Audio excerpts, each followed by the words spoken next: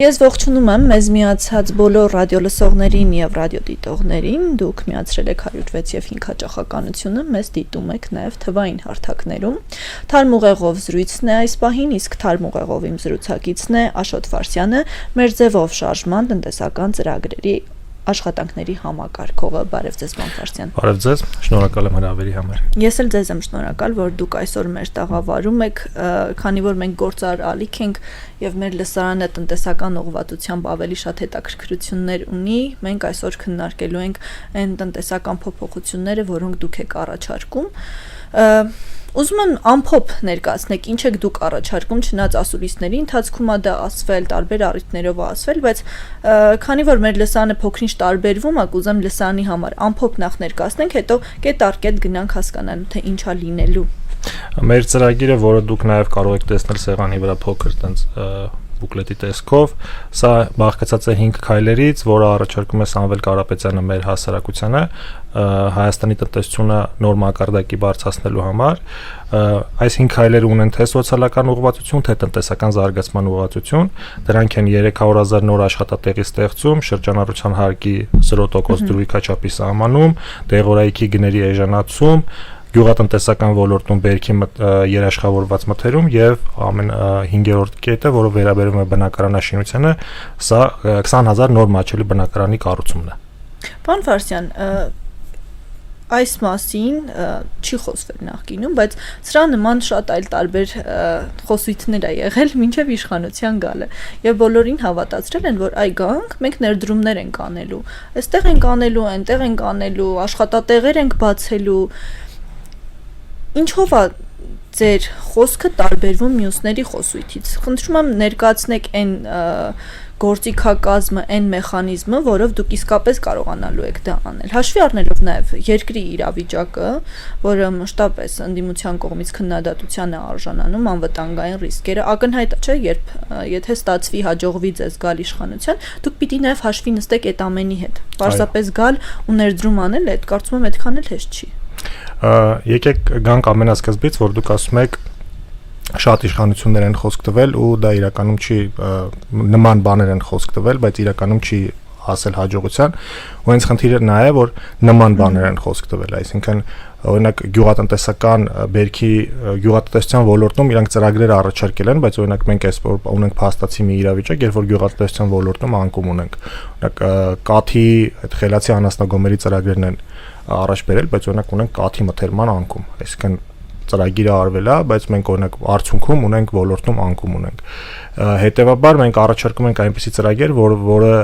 ոչ թե բերելու է նրան, որ մենք ասենք ծրագիրը անենք, բայց իրականում արդյունք չլինի, այլ ասելու ենք ծրագիրը անելու ենք եւ իրականում պետք է արդյունք լինի։ Այսինքն այստեղ տարբերությունը դրանում է կայանում։ Մեր ծրագրի որոշ կետեր կարող են շատ ամբիցիոզ թվալ, օրինակ 300,000 աշխատատեղ ստեղծելու ծրագիրը կարող է ամբիցիոզ թվալ, բայց մենք հաշվարկել ենք, մենք տեսնում ենք, որ մենք դա կարող ենք, իսկ ինչպես ենք մենք դա անելու,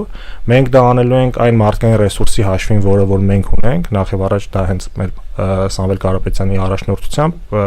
կարծում եմ պարզ է, որ եթե Սամվել Կարապետյանը փորձի պայմանավորվել օրինակ դրսի ներդրողի հետ, որ Հայաստան ներդրում գա, դա շատ ավելի բարձր է հավանական է, որ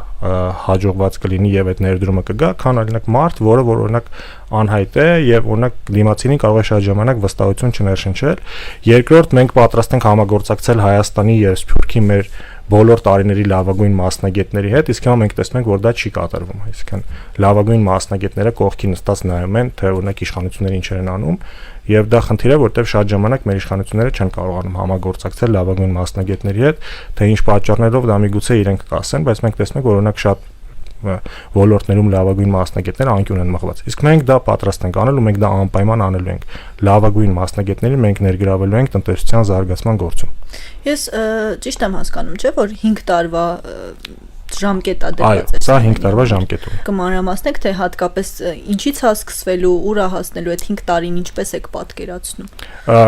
Առաջի տարին դա լինելու է նախապատրաստական տարի ավելի շատ ու տնտեսության կայունացման տարի։ Մենք հիմա տեսնում ենք, որ մեր տնտեսության կառուցվածքը մեզ չի բավարարում, այսինքն չի գոհացնում։ Մենք տեսնում ենք, որ տնտեսության կառուցվածքում կան ռիսկեր, հիմնականում մեր տնտեսական աճը, օրինակ վերջի 7 տարվա տնտեսական աճի կեսը առնվազն շուկայական գներով արտահայտած եկել է ոչ արտահանելի ճյուղերից ու դա մեր համար ռիսկ է։ Մշակող արդյունաբերության ու գյուղատնտեսության ոլորտում մենք ունենք օրինակ անկում ու նաև ունենք անկում աշխատատեղերի գծով, այսինքն մարդիկ այդ ոլորտներում սկսել են ավելի քիչ աշխատել ու նաև ավելի քիչ եկամուտ ստեղծել, ինչը մեր համար շատ ռիսկային է։ Մենք առաջի տարին զբաղվելու ենք նրանով, որ վիճակը կայունացնենք, հետո արդեն, բայց դա չի նշանակում, որ միայն դրանով ենք զբաղվելու, բայց հիմնական շեշտը դրա վրա է դրվելու, հետո արդեն գնալու է թե ներդրումների ներգրավումը, թե գյուղատնտեսական մթերման ծրագիրը, թե բնակարանաշինության ծրագիրը։ Այսինքն այս զարգացման ծրագրերը կարող է 1 տարի լագով գնան, բայց այս օրինակ բանի շրջարկի եւ դեղորայքի ծրագրերը հենց առաջի տարում պետք է իրագործենք։ Պարոն Ֆարսյան, այն հարցից մյուս մասը անվտանգային իմաստով, արդյոք այդ ճնշումները ձեզ չեն խանգարելու։ Ակնհայտ է, չէ՞, որ տնտեսական շեշտադրումը միայն դա չի, այսինքն կողքից այլ խնդիրներ են առաջանալու, անվտանգային ռիսկերը, գուցե պատերազմական իրավիճակ։ Լավ, ո՞նց է դա տեղի ունենալու։ Ձեր հաշվարկներում արդյոք այդ սցենարները ներառված են։ Տեսեք, դուք շատ ճիշտ հարց եք բարձրացնում, բայց այդտեղ կա մի հատ կարևոր նյուանս։ Մենք այդ անվտանգային հարցերը այսպես թե այնպես կարգում։ Մենք եթե նստենք ու մտածենք, որ այս անվտանգային հարցերը մի օր պետք է վերանան, մենք նոր մտածենք տնտեսական ծրագրերի մասին, դա միանշանակ շատ սխալ ճանապարհ կլինի։ Երկրորդ պետք է երկրի ներսում իշխանությունը քիչ շեղվի ոչ կարևոր հարցերի վրա, որը որ մենք օրինակ այսօր տեսնում ենք։ Դա մենք օրինակ մտածում ենք, որ այդ ժամանակահատվածը, որ իրանք որ ծախսում են ոչ կարևոր հարցերով զբաղվելու վրա, իրանք կարային շատ ավելի արդյունավետ օգտագործեին կարևոր հարցերով, օրինակ այս տնտեսական զարգացման հարցերով զբաղվելու վրա, բայց մենք դա չենք տեսնում։ Հիմա մենակ կարծում եմ, որ այդ ժամանակը, որ այս երկրի ներսում լարվածությունը չլինի, ու այս երկրի ներսի լարվածությունը խրախուսելու փոխարեն զբաղվենք ավելի արդյունավետ ժամանակով, մեզ թույլ կտա, որ մենք այս ծրագրերը կարողանանք իրագործել։ Ուժերի գերլարումով ենք հասնելու, լավագույն մասնագետներին ներգրավելով ենք հասնելու, իսկ այդ անվտանգային հարցերը ամենահեշտը կլուծվում են, երբ որ մեր տնտեսության մեջ մենք կարողանանք որոշակի փոփոխություններ մտցնենք։ Իհարկե դրանք հեշտ հարցեր չեն, բայց մենք դրան պատրաստ ենք։ Դուք ես այնպես եմ հասկանում, որ ձեր թիմը, եթե ստացվի գալ իշխանության, պատրաստական է բանակցել հնարավոր բոլոր ուղղություններով, այսինքն որևէ կողմի հետ դեմ չեք կանգնում։ Նույնիսկ ես ինչպես հասկացա Նարեկ Կարապետյանի ասուլիսից, եթե Ադրբեջանի հետ հօգուտ Հայաստանի հնարավորություն լինի բանակցել, այդ իմաստով եւս բանակցություններ կլինեն։ Ուզում եմ հասկանալ, արդյոք հաշվարկներ ունեք նաև այն իմաստով, որ բանակցությունների մեջ միշտ այո պատասխանն եք լսելու։ Ենթադրենք, որոշեցիք այս կողմի հետ բանակցել ու ասում են չէ, չենք ուզում, ոչ պատասխանը ոչ նա։ Արդյոք ունեք սցենար այդ դեպքում։ Տեսեք, որովհետև բանակցությունը ամեն դեպքում երկկողմ գործընթաց է եւ միայն Հայաստանի ցանկությունները չի, որ հաշվի են առնվելու։ Միանշանակ, այստեղ բայց կարևոր մի քանի նյուանս կա։ Նախ մենք զրոյական կետից չենք սկսելու ու մեզ նորից չենք դնելու ոչ կառուցողական դիրքում, այսինքն միջազգային հանրության առջև պետքա պարզ լինի, որ Հայաստանը կառուցողական է տրամադրված եւ ոչ թե Հայաստանի նոր իշխանությունները եկել են, ու իրանք ասում են այս ինչ որ նախկինում եղել է, սա զրոյացնում մենք զրոյի նորից ենք նոր կետից ենք սկսում։ Ոչ, մենք հաշվի ենք առնելու այն ժառանգությունը, որը որ ստանալու ենք ու փորձելու ենք այդ ստացած ժառանգությունից ստանալ լավագույն արդյունքը։ Մենք հասկանում ենք, որ բանակցությունների սեղանի շուրջ միանշանակ մենք միայն այո չենք լսելու, բայց մենք փորձելու ենք ներգրավենք նոր երաշխավորներ, ովքեր որ այդ բանակցությունների ընթացքում նաև հաշվի կառնեն հայկական կողմի շահերը։ Դա այն տարբերակն է, որով որ մենք առաջնորդվել ենք։ Միանշանակ հեշտ չի լինելու, միանշանակ դիմացի կողմն էլ տրամադրված չէ, որ ամբողջովին միայն հա ասի, բայց եթե դա կարող է, օրինակ, մենք վստահ ենք, որ մենք կարող ենք հասնել ավելի լավ արդյունքի հենց այդ նույն բանակցություններում, քան օրինակ կարող են հասնել այսօրվա իշխանությունները։ Վստահ եմ դուք շատ լավ գիտեք, թե ինչպիսի կախվածության մեջ ենք մենք Ռուսաստանի Դաշնությունից տնտեսական իմաստով, արդյոք պատկերացնում եք, որ հնարավորություն կա այդ կախվածությունը նվազեցնելու, որովհետև բոլոր դեպքերում կախվածությունը լավ բան չի, եւ ոնց եք դա անելու։ Տեսեք, ցավոք սրտի Հայաստանի տնտեսությունը ճիշտ է, վերջի տարիներին նամանավանդ այս ռուս-ուկրաինական պատերազմից հետո ավելի մեծ կախվածության մեջ է մտել Ռուսաստանից, եւ դա օրինակ պարադոքսալ բան է, որովհետեւ մեր իշխանությունները առավոտից բողոքում են, որ հիբրիդային պատերազմից, որը գալիս է որ հյուսիսից, բայց մեր տնտեսությունը ավելի շատ կախվածության մեջ են մտցրել ռուսական շուկայից։ Հիմա մենք ոչ մեկին չենք պատրաստվում հակադրվել, այլ մենք միայն պատրաստվում ենք նոր գործընկերներ ձեռք բերել։ Միանշանակ Հայաստանի տնտեսությունը այնպիսի տնտեսություն չէ հիմա, որ օրինակ կարողանա հեշտությամբ մտնել եվրոպական շուկաներ ու այնտեղ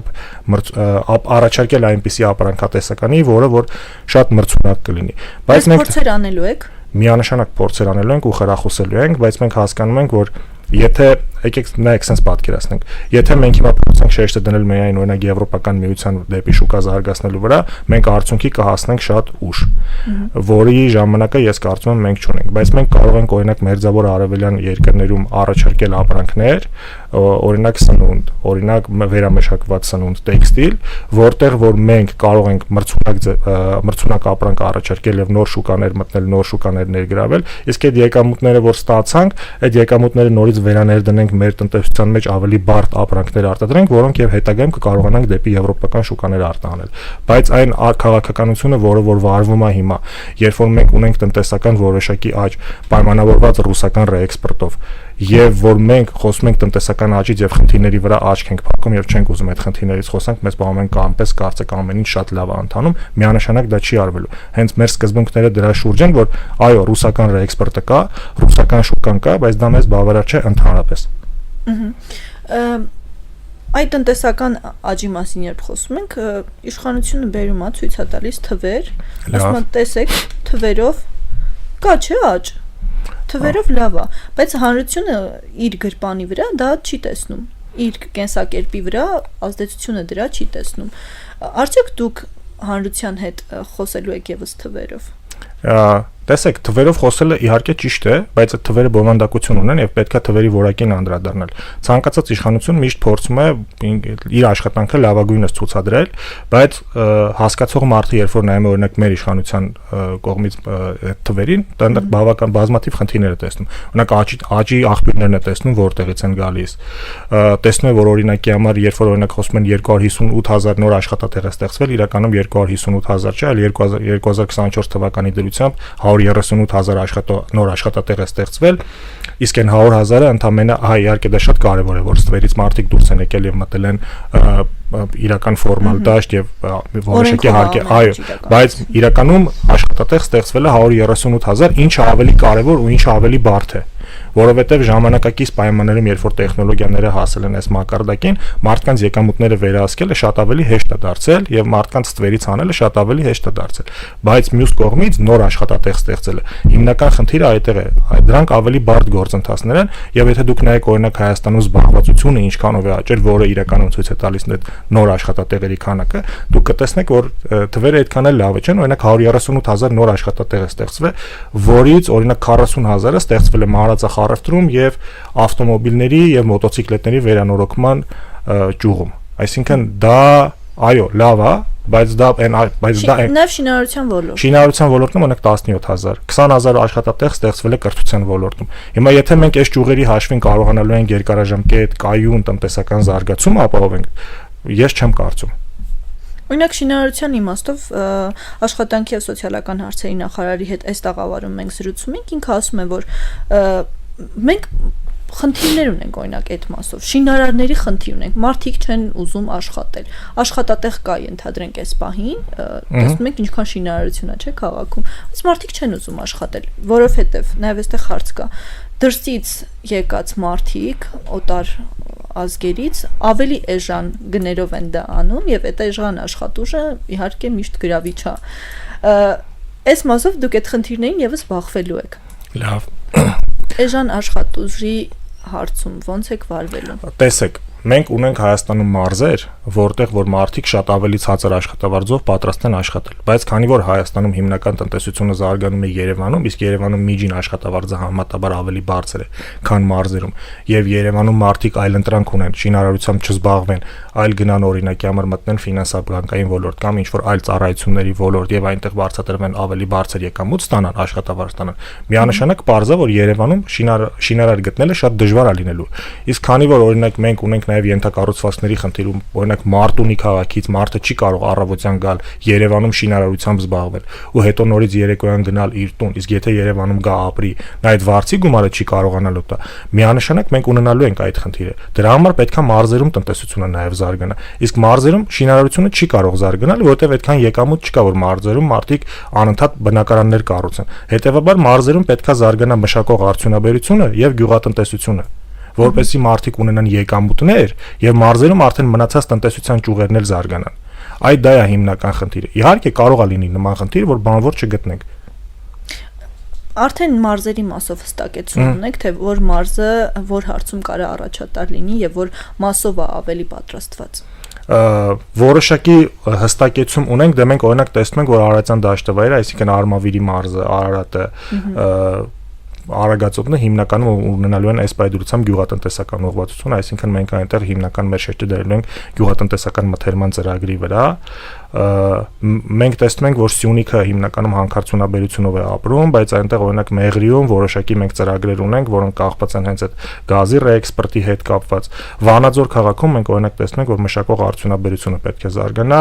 Հրազդան քաղաքում տեսնում ենք, որ մշակող արդյունաբերությունը պետք է զարգանա, Շիրակում ավելի շատ օրինակ տեսնում ենք տեքստիլի զարգացումը, Վայոց ձորում էլ ենք տեսնում ավելի շատ գինեգործություն եւ թեթև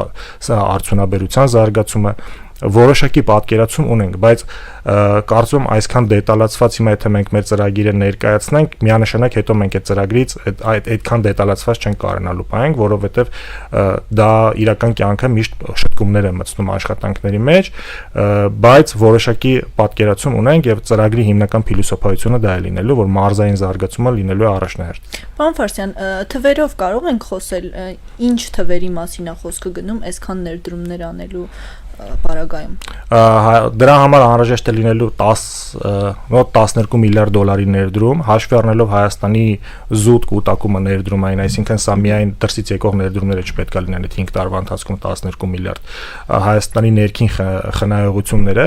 մենք կարողանանք այդ ներդրումները ապահովել, ուղղակի այստեղ հիմնական խնդիրը գիտեք ինչն է։ Ես ամենասկզբից ասացի, որ մենք Հայաստանի տնտեսությունում ունենք հնայի կառուցվածքի խնդիր, այսինքն կապիտալը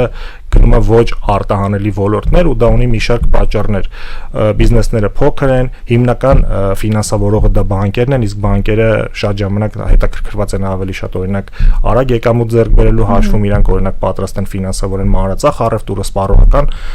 ոլորտը, հիպոթեկային շուկան, ու դա հիմնականում, եթե դուք նայեք համաշխարհային փորձը, բոլոր ձախողված երկրները այդ ճանապարհով են անցնել, այսինքն երբ որ այնտեղ հայտնվում է խոշոր կապիտալ, դա առաջին հերթին գնում է օրինակ շինարարության ոլորտ եւ հետագայում այդ ձախողված երկրները ինչ ա լինում, այդ շինարարության ոլորտում անկում է ունենում, խնայողությունները վերջանում են ու այդ երկրները տնտեսական փոսի մեջ են հայտնվում։ Մենք տեսնում ենք, որ նաեւ իսկ մենք ուզում ենք, որ այդ կառուցվածքը փոխենք, այսինքն կապիտալը ոչ թե գնա շինարարության ոլորտ առաջնահերթ կամ մանրածախ առևտուր, ավելի շատ գնա մշակող արդյունաբերություն։ Մենք այդ խնդիրը պետքա փորձենք լուծել։ Այսինքն այստեղ ավելի շատ ոչ թե այդ կապիտալ ներդրումների մեծության խնդիրն է, ավելի շատ խնդիրը նրանում է, որ այս կապիտալ ներդրումները հոսեն ճիշտ ուղղությամբ։ Ձեր 5-րդ կետով ասում եք, որ 20,000 մատչելի բնակարան պետական աջակցությամբ։ Հատկապես որ թիրախային խմբի համար է նախատեսվում։ Մի քիչ կուզեմ փակագծերը բացենք հասկանալու համար, ովքեր կարող են ներառվել այս ծրագրի մեջ։ Սա հիմնականը վերաբերվելու է նորաստեղծ ընտանիքներին, երիտասարդներին, ովքեր որ օրինակի համար նոր են եկամուտ այդքան չունեն, որ կարողանան Երևանում նոր բնակարան գնել, եւ խոցելի խավին է սա վերաբերվելու։ Մյուս կողմից մենք նաեւ ռենովացիայի ծրագիր ենք առաջարկելու, որովհետեւ մենք հասկանում ենք, որ Երևանում մի շարք բնակարաններ արդեն սեյսմակայունության մեծ խնդիր ունեն եւ պետք է որոշակիորեն այդ հարցն լուծենք։ Տեսեք, այս մատչելի բնակարանաշինության ծրագիրը կան մեր ծրագրում կետեր, որոնք որ մենք ուղղակի չենք կարող չանել։ Այսինքն այս խնդիրներին երկար ժամանակ մեր պետությունը առերեսվել է ու չի մոտեցել այս հարցի լուծմանը, որովհետեւ դրանք մեծ ներդրումներ են պահանջում, մեծ ժամանակ են պահանջում եւ բայց այդ խնդիրները չլուծելով մենք չենք կարող սպասել, այսինքն մենք չենք կարող թողնել, ասել լավ, դե չենք կարողանում անել, Երևանի բնակարանների 80%-ը թող այտենց ոչ սեյսմակայուն վիճակում մնա, աստված մի արած է, որ վաղը միսօր երկրաշարժ լինի, դե հիմա ինչ եղավ։ Մենք այս խնդիրները պետքա փորձենք քիչ-քիչ լուծել ու այստեղ նաև մենք ինչ ենք ասում 20,000 բնակարան, որտեղ սա ընդհանրապես Երևանի բնակֆոնդի 5%-ն է, բայց սրանով մենք կարողանալու ենք ծրագրի թերությունները շտկել նաև եւ հաջորդ ծրագիրը, որը որ կարվի, այսինքն դա պարտադիրել չի, որ մենք կանենք, այսինքն կարող է 5 տարի հետո նոր իշխանություն է գալիս Հայաստանում, բայց այդ հաջորդ իշխանությունը հիմք ունենա այս ծրագիրը շարունակելու համար։ Այ տենդենց կա այս պահին, որ մարդիկ ցկտում են ավելի շատ մարզերում ապրել, հնարավորին հեռու մայրաքաղաքից։ Կա նման տենդենց։ Այո, ես ամեն դեպքում նկատում եմ եւ եթե չեմ սխալվում, վիճակագրություն էլ կա այդ մասով, համենայն դեպս on-line աշխատանքը դրա հնարավորությունը տալիս է ավելի խցանումներից հեռու ապրել, չգիտեմ, ավելի մաքուր օդում ապրել։ Դուք ձեր հաշվարկներում սա տեղավորել եք այն կարող ուժը, որը եւս շատ հաճախ կարող է լինել մարզերում, իրենց ինչ է առաջարկելու։ Միանշանակ մեր համար շատ ուրախալի է, որ մարդիկ չեն ձգտում միայն Երևանում ապրել, այդ շատ կարևոր է, որովհետև Հայաստանը դա միայն Երևանը չի ու պետք է չի, որ միայն մենք շեշտը դնենք Երևանի զարգացման վրա։ Ես արդեն ասացի, որ մեր համար շատ կարևոր է լինելու մարզային զարգացումը, իսկ եթե մարդիկ իրենցով պատրաստ են օրինակ գնալ Երևանից մի քիչ հեռու ապրել, դա միայն ողջունելի է, բայց այստեղ մի բան ավելացնեմ, շատ ժամանակ մարդիկ չեն գնում մարզերում ապրելու, որովհետև այնտեղ օրինակ չկան որոշակի զվարճանքի վայրեր, մարդիկ չեն կարող իրենց ազատ ժամանակը շատ հետաքրքիր անցկացնել,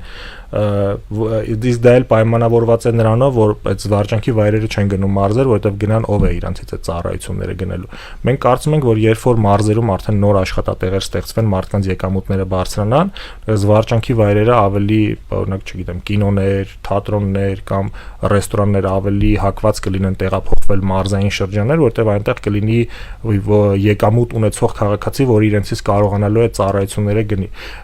Այդ ժամանակ ես կարծում եմ, որ նաև Երևանից ներհոսքը դեպի մարզեր ավելի կշատանա, որտեղ մարդիկ կհասկանան, որ այնտեղ օրինակ իրենք կստանան ավելի մաքուր օդ, ավելի լավ կյանքի պայմաններ, ավելի քիչ խցանումներ, բայց միևնույն ժամանակ իրենք կարողանան իրենց երեխաներին թե օրինակ որոշակի, չգիտեմ, ինչ-որ ռեստորան տանել կամ ինչ-որ խաղահրապարակ տանել, այդ ամեն ինչը կլինի ու իրենք կյանքից չեն կտրվի։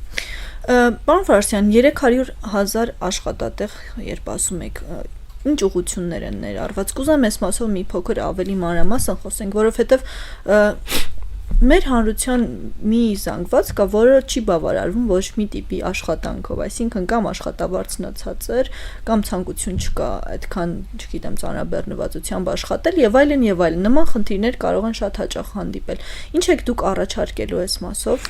եւ արդյոք հրաժարվել է այդպես հնարավոր կլինի դրանից։ Տեսեք, մեր մոտ ես կարծում եմ մի քիչ մեր հանրության մասին թյուր կարծիք է ձևավորվել, ես նոր մի քիչ առաջ էլ ասացի, որ մենք այնպես չէ որ մտածում ենք, որ մարդիկ չեն ուզում աշխատեն։ Ուղղակի հիմնական աշխատատեղերը, որ կենտրոնացել են Երևանի վրա, Երևանում աշխատող գտնելը դժվար է, բայց մարզերում ես դες վստահեցնում եմ, օրինակ Վայոց ձորի մարզում աղքատությունը 27%-ից բարձր է ու այնտեղ աշխատող գտնելը միանշանակ շատ ավելի հեշտ է, օրինակ տեքստիլ, եթե արդյունաբերություն ուզենաք, տեքստիլ գործարան դնեք Երևանում եւ Վայոց ձորում, միանշանակ Վայոց ձորում դուք շատ ավելի հեշտ կգտնեք աշխատող, քան թե Երևանում կգտնեք։ Բայց աշխատատեղերի մասով եթե մենք կենտրոնանանք միայն Երևանի վրա, ինչ որ որոշակի օգուտ չի լինելու դրանից։ Դրա համար մենք մտածում ենք, որ հիմնական շեշտը մարզերի վրա դնելով մենք կհասնենք այդ արդյունքին։ Իսկ հիմնական ուղղությունները դրանք այնպիսի ուղղություններ են, որոնք հաշվի են առնում այս բանին մեր ունեցած մարդկային ռեսուրսները։ Օրինակ, եթե ես հիմա գամ ձեր մոտ խոսեմ, որ օրինակ մենք ուզում ենք չգիտեմ, տիեզերական տեխնոլոգիաներով զբաղվող 300,000 աշխատող գտնենք Հայաստանում, դուք ինձ իհարկե շատ ճիշտ կանեք, որ թերահավատորեն վերաբերվեք, բայց այս 300,000 աշխատատեղերի մեջ դրանք այնպիսի աշխատատեղեր են, որոնք համապատասխանում են մեր հասարակության ունեցած աշխատանքային կարողություններին։ Դա մշակող արդյունաբերությունն է, որը շատ ժամանակ շատ բարդ չի լինելու։ Դա տեքստիլն է, սննդի արդյունաբերությունն է։ Մենք այսինքն այնպիսի բաներ, որոնց համար այդպես բարձր մակարդակի կրթություն ճիշտ եմ հասկանում, որ անհրաժեշտ չի լինելու։ Այսինքն այն մարդիկ, ովքեր միշտ չի որ բուհական կրթություն ունեն, կարողանալու են օգտվել։ Եվ այդպես, բայց մենք նաև ունենք շատ փոքր կտոր, որը վերաբերվելու է հենց բարձր տեխնոլոգիական ոլորտներին, դա հենց IT ոլորտն է։ Մեր ծրագրի մի մասը նա է լինելու, որ մենք օրինակ պոլիտեխնիկի հետ մտածում ենք, որ ունենանք համատեղ ծրագիր, պետությունը եւ պոլիտեխնիկ ինստիտուտը։ Տեսեք, շատ ժամանակ Հայաստանում խնդիրներից մեկը ո՞րն է, եթե դուք հիմա գնաք օրինակ խոշոր դրսի արտասահմանյան ընկերություն, որը զբաղվում է ինֆորմացիոն տեխնոլոգիաներով, ասեք եկեք մենք կտանք ձեզ համապատասխան պայմաններ, ինքը ասելու է ես գալու եմ, ինձ պետք է լինելու օրինակ, չգիտեմ, X քանակի բարձր որակավորված մասնագետ, դուք ինձ այդ մասնագետներին կարողանալու եք տալ, մենք այդ խնդրին շատ ենք բախվում, որ մենք չենք կարողանում այդ մասնագետներին տրամադրել, դրա համար մենք մտածում ենք, որ պոլիտեխնիկին պետք է խրախուսենք ավելի բարձր որակավորված մասնագետներ ստեղծելու ճանապարհով, որ նրանք գնան, որ 5 տարում ստեղծենք 20,000 նոր IT մասնագետ, որոնց կկարողանանք դրսից եկած խոշոր ներդրողների մոտ տեղավորենք։ Այդ ծրագրի ճանապարհին մենք իհարկե հասկանում ենք, որ հիմնական խնդիրներից մեկը լինելու, որ սկզբնական տարիներին այս աշխատողները, ովքեր որ օրինակ համալսարանից դուրս կգան, իրենք որոշակի աշխատանքային ապահովվածություն ունենան, այդ աշխատանքային ապահովվածության շնորհիվ իրենք որոշակի մասնագիտական հմտություններ ձեռք բերեն, եւ հետո նոր մենք կարողանանք դրսից ներդրող բերել, ներգրավել։ Դրա համար մենք քննարկում ենք հիմա այն տարբերակը, որ գործատուներին խրախուսենք ոչ փորձառու մասնագետներին, որոնք նոր են ավարտել համալսարանը, ներգրավել ուսանողներին, որոշակի նրանց աշխատավարձի փոխհատուցման մեխանիզմներ առաջարկելու միջոցով, դրանից հետո երբ նրանք այդ աշխատողներին կներգրավեն, աշխատողների մասնագիտական կարողությունները կբարձրանան, մենք արդեն կգնանք դրսի ներդրողի մոտ, դրսի ներդրողին կասենք, գիտեք ինչ, մենք ունենք 20,000 շատ լավ IT մասնագետ, ովքեր որ համալսարան են ավարտել, 2-ից 3 տարի աշխատել են արդեն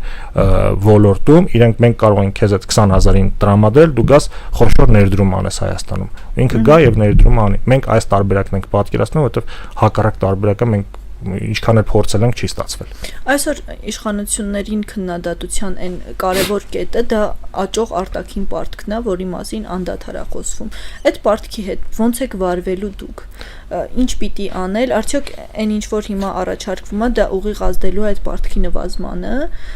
կամ եթե ոչ, ո՞նց եք պատկերացնում այդ թվերի կրճատումը։ Տեսեք, պետական պարտքի հարցում ամենամեծ հարցը իրականում շատ ժամանակ պարտքի արդյունավետ ծախսելու խնդիրն է։ Եթե մենք տեսնենք, որ այս պետական պարտքը ծախսելով Հայաստանի տնտեսության կառուցվածքը փոխվել է եւ Հայաստանի տնտեսությունը դարձել է ավելի մրցունակ, մենք ասենք, օքեյ, շատ լավ բան եք արել, պարտք եք վերցրել, օրինակ տնտեսության վերափոխում է տեղի ունեցել եւ արդյունաբերության ոլորտը, օրինակ տնտեսության մեջ ոչ թե իջել է 9%, այլ բարձրացել է, դարձել է 20%, շատ լավ եք արել, ձեզ շնորհակալություն։ Բայց մենք տեսնում ենք, որ պարտքը ոչ արդյունավետ է ծախսվում եւ այստեղ հիմնական խնդիրը, որ պարտք հնա հարաբերակցությունը լինի կառավարելի դաշտում։ Մենք վերլուծություն ենք կատարել եւ տեսնում ենք, որ եթե Հայաստանի տնտեսությունում հանկարծ թեթևակի շոկեր լինեն, օրինակ համար ռուս-ուկրաինական պատերազմը ավարտվի, ըստ դրամական ներհոսքերը նվազեն, այսինքն էլ սկսեն չգալ, մենք կարող ենք պարտքի կառավարելիության խնդիր ունենանք, որովհետեւ մեր մոտ կան մի շարք ոլորտներ, որոնք հենց ուղղակիորեն կապված են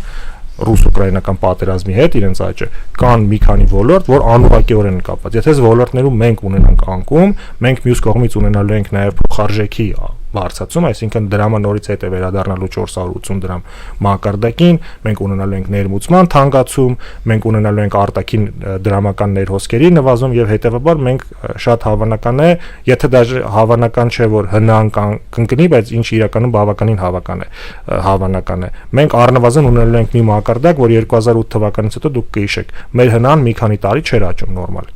Խոշոր անկումից հետո մի քանի տարի նորմալ չէր աճում, բայց պարտք մենք ստիպված ենք լինելու անդադ վերցնել, կամ պետքա ունենք բյուջետային ծախսերը նվազեցնենք։ Այդ պարագայում մենք ունենալու ենք մի խնդիր, երբ որ հնան չի աճում, պետական պարտքը եկել է մի մակարդակի, որը առնվազն չի նվազում, իր սպասարկումը մեր համար առաջնահերթություն է դարձել, ու կամ պետքա ստիպված լինենք ծախսերի կտրուկ կրճատման գնալ, կամ գալու ենք մի մակարդակի, որ պետական պարտքը կառավարելը դառնալու է ավելի վտանգավոր եւ դժվար։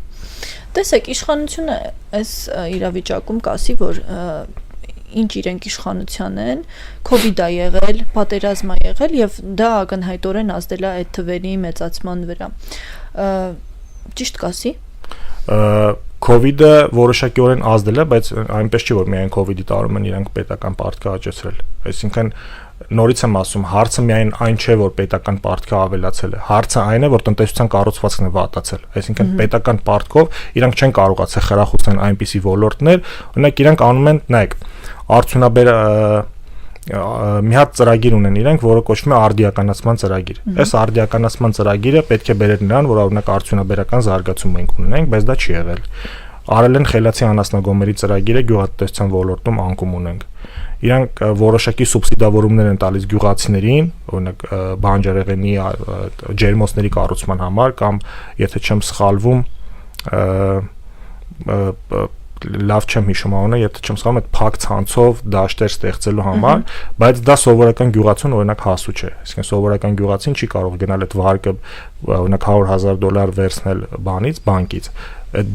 բերել այդ ներդրումը կատարել իր դաշտում, իր դաշտը դարձնել օրինակ ավելի լավը, չգիտեմ, կարկետային ցանց տեղադրել եւ եսիմ ինչ անել եւ դրա համար սուբսիդավորում ստանալ, որտեղ շատ ժամանակ այդ մարդը ոչ եկամուտ ունի, որ բանկում ցույց տա կայուն, ոչ մի բան չունի, ինքը չի կարողանում գնա այդ բանկը վերցնի, վարկը վերցնի։ Դրա համար մենք ինչ ենք ասում, մենք այդ գումարները նույնիսկ որոնք որ ուղղվել են ոչ սպառմանը, այլ ուղղվել են օրինակ որոշակի զարգացման ծրագրեր, նույնիսկ այդտեղ արդյունք չեն տվել։ Գալով մյուս կետին, երրորդ կետը ձեր ասում է, որ 20% էժան դեղորայք բոլորի համար։ Այս շատ գրավիչ է հնչում իրականում, բայց ակնհայտ է, չէ, ինչ որ մի բան սրա փոխարեն պիտի զիջել։ Թե այդպես չի ամեն դեպքում դուք պատկերացնում եք, որ հնարավոր է առանց զիջումների գնալ այս փոփոխությանը եւ դա ոնց եք պատկերացնում։ Այստեղ սա հիմնականում սոցիալական ծրագիր է, մենք այստեղ տենց էական զիջում չենք պատկերացնում, որ լինելու, այսինքն ինչ որ բյուջեի վրա մեծ ճնշումներ չեն լինելու։ Մենք այստեղ 3 խնդիր ենք հիմնականում տեսնում, որ կա, դա առաջինը նա է, որ շատ ժամանակ մեր ներմուծողները չեն կարողանում էժան գնով ներմուծում իրականացնել դեղերի, որովհետև իրենք տրոհված են, չեն կարողանում գնալ խոշոր դեղարտադրողների հետ բանակցել եւ էժան գնով օրինակ դեղերը բերել։ Երկրորդը դա որոշ դեղերի վրա եղած գերշահույթն է, որ օրինակ Վրաստանը լուծել է սահմանային բան դնելով, այսինքն տնտեսվարողին ասել է, որ այս գնից թանկ, այս դեղը չես կարող վաճառել, եւ երրորդը դա որոշակի արտադրությունների մեր հենց տեղական շուկայում որոշակի արտադրությունների խթանումն է, հիմնումն է, սա օրինակ դենց ջեներիկներին է վերաբերվում, որ կան դեղեր, որոնք օրինակի համար իրենք բնույթով նույնն են, բայց օրինակ Հայաստանում կարող է գա դրա բնույթով նույն դեղը, բայց որը որ նոր բրենդ ունի, որը որ ունի որոշակի հեղինակային իրավունք, բայց կա դրա օրինակ նմանատիպը այդ նույն հիմքով, որը որ չունի այդ հեղինակային իրավունքը, որը կարելի է Հայաստանում օրինակ արտադրությունը դնել եւ Հայաստանում օրինակ այդ դեղից ստանալ, որը ավելի էժան գնով մեր տեղական շուկայում վաճառել։ Այս 3 քայլերը որ անենք, մենք մտածում ենք, որ կհասնենք դեղերի գների էժանացման։ Վերջինի մասով մեր հանրության մեջ մենթալիտետային մոտեցում կա, որ հայտնի անունները եւ առհասարակ դա կարծում եմ մարքեթինգ է, որ եթե սրանից օգտվել են, ուրեմն շարունակում են սրանից օգտվել, այսինքն հատկապես դեղերի մասով վստահելիության մակարդակը կարծում եմ այդքան բարձր չի։ Այս տաղավարում հյուր եմ ունեցել հենց դեղորայքներ գրող ընկերությունից, ով ասում էր, որ անգամ իր ծնողները սովետական մոտեցում ունեն, որ 2-3 դեղի մեջ իրենք միշտ ընտրում են այն ինչը որ հին է եղել, լավն է եղել եւ իրենց ծանոթ է։ Այս հարցը ոնց է լուծելու ամեն դեպքում պետքա մարդկանց հետ աշխատանք տարվի նաեւ այդ մասը, որովհետեւ իհարկե շատ լավ է գալ այդ փոփոխությունը անել, բայց ոնց է դա աշխատելու։ Պատասխանը մի կողմից այո մենք ունենք վստահության պակաս մեր հասարակությունում ամեն նորի հանդեպ, բայց մյուս կողմից մենք պետք է հասկանանք, որ այդ վստահության պակասը մի օրում չի վերանալու։ Հիմա այս պահին մենք մտածում ենք, որ երբ որ մենք մեր քաղաքացիներին որոշակի էժան գնով դեղեր կարողանանք առաջարկել, մեր քաղաքացիները կարող է մի քիչ երկարատև լինի, բայց երկար ծանոթ անելուց հետո կհասկանան, որ այս դեղը, որ իրանք գնում են, իրականում նույն որակն է իրենց առաջարկում եւ ավելի ցածր գնով, կարծում եմ քիչ-քիչ իրենք անցում կկատարեն դեպի այդ ավելի ցածր գները, բայց որ վստահության պակաս կա մեր հասարակությունում, դա փաստ է, դա այդ վստահության պակասի մեջ հետ էլ պետք է աշխատենք, բայց դա չի վերաբերվում միայն դեղերի ոլորտին, ընդհանրապես բոլոր ոլորտներում մենք ունենք այդ վստահության պակասը։ Մեր մոտ պատրաստ են ամենա տարօրինակ լուրին հասարակությունում հավատան, օրինակ, չգիտեմ, շատ ավելի հաշվարկված, կշռադատված ինչ որ լուրի չհավատալ,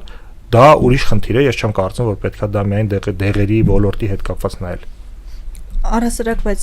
ինչ որ մշակված քայլեր ունեք այդ անհավատությունը կոտրելու համար։ Նախ պետք է չխրախուսել, հենց ինքը իշխանությունը իր կողմից չխրախուսի, որ մարդիկ սկսեն ամեն ինչին հավատալ, որովհետև շատ ժամանակ իշխանությունները միտված են լինում նրան, որ հասարակությանը բերեն մի իրավիճակի, որ իրենց համար ավելի կառավարելի լինեն մարդիկ եւ դրանով իրենք են շատ ժամանակ խրախուսում, որ անընդհատ սուտ լուրեր տարածեն, որ մարդիկ չկարողանան հասկանալ ինչին հավատալ, ինչին չհավատալ, որպեսզի այդ միջոցներով իրենց իշխանությունը ապահովեն։ Դուք հիմա կտեսնեք էլ, այսինքն աշխարհում շատ կան երկրներ, որ ու դա միշտ է եղել, օրինակ ես եթե չեմ սխալվում, օրինակ ցարական Ռուսաստանում բոլոր ձախողումները անգլիացի շպիոնների վրա էին մեղադրում, եթե չեմ սխալվում, Գերցենին էին ամեն ինչի մեջ մեղադրում, եթե բանը լինում, ասում էին Գերցենն է մեղավոր, Սովետական միությունում օրինակ ասում էին, հա, որ դա անգլիացի լրտեսներն են, Հայաստանում մինչև 2018 թվականը ամեն ինչի համար մեղավոր էր Սորոսը, հիմա էլ ամեն ինչի համար մեղավոր է հիբրիդային պատերազմը։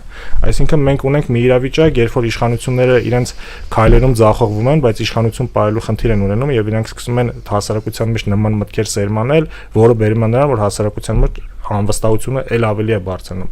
Միայն որ դա չանեն, ես կարծում եմ հասարակության մոտ վստահության մակարդակը հետ կգա։ Պարոն Ֆարսյան, մենք այս ամենը քննարկեցինք այն դեպքում, երբ դուք լինեք իշխանության։ Իսկ եթե դուք չլինեք իշխանության, ինչ եք անելու։ Շարունակելու եք այս տրամաբանությամբ աշխատել։ Որ տրամաբանությամբ։ Այն ինչ որ փորձում եք անել հանուն պետության, հանուն տնտեսական աճի։ Միանշանակ։ Այլընտրանքային ծրագիր կա, թե սա լինելու պարզապես նոր մշակմամբ։ Չէ, մենք փորձում ենք միշտ դաշտում նույնիսկ քննարկումը բերել ավելի կառուցողական ոլորտ, օրինակ մենք մեր ծրագրի բանի ժամանակ, շնորհանդեսի ժամանակ նաև էկոնոմիկայի նախարարին էինք հրավիրել, ցավոք սրտի նա չեկա, բայց մենք կուզենք, որ Հայաստանում բանավեճի մակարդակը տեղափոխվի նոր հարթություն եւ իրականում քննարկվեն այնպիսի հարցեր, որոնք կարեւոր են եւ չքննարկվեն հարցեր, որոնք իրականում կարեւոր չեն եւ ուղղակի նպաստում են նրան, որ կարևոր թեմաներից ուշադրությունը շեղեն։ Բանակցությունների մասով երբ խոսում ենք, սա էլ վերջում քննարկենք ու երևի ավարտենք արդեն զրույցը, մշտապես նշվում է, որ ձեր բանակցողը Սամվել Կարապետյանն է, նրան ճանաչում է, նա ընդունված անձնավորություն է եւ նրա հետ ամեն դեպքում կստացվի, որքան էլ եթե անգամ ճանապարհը բարդ լինի, բայց իրողության հետ երբ հաշվի ենք նստում, այս պահին Սամվել Կարապետյանը ձերբակալված է։ Այս արդյոք թիմում կան նրան փոխարինող մեկը, ով կկարողանա համարժեքությամբ բանակցել։ Տեսեք, հարցը միայն նա չէ, որ մի թիմում կա այդպիսի մարդ թե չէ։ Նախ Սամվել Կարապետյանի ձերբակալությունը ապօրինի է եւ կարծում եմ վաղ թե ուշ այդ ձերբակալությունը կավարտվի։ Կարծում եք։ Ես կարծում եմ 2026 թվականի ընտրությունները այդ հարցում որոշիչ չեն լինելու եւ դրանից հետո պարզ կլինի։ Երկրորդ, ես կարծում եմ, որ մեր բանակցային թիմը լինելու է շատ ուժեղ եւ հմուտ եւ ես արդեն ասել եմ, որ մենք լավագույն մասնագետներին ենք ներգրավելու, բայց այն կապերը, որ ունի պարոն Կարապետյանը, ես կարծում եմ իմեն հեշտացնելու են մեր աշխատանքը այդ հարցում։ Շատ լավ, շնորհակալ եմ ձեզ զրույցի համար։ Մեզ լսողներին եւ դիտողներին հիշեցնեմ, որ Թարմուղեղով իմ զրուցակիցը Աշոտ Ֆարսյանն էր, մեր ձևով շարժման տնտեսական ծրագրի աշխատանքների համակարգողը, իսկ ձեզ համար աշխատեց Մոնիկա Մամյանը։ Կհանդիպենք, լավ եղեք։ Շնորհակալություն։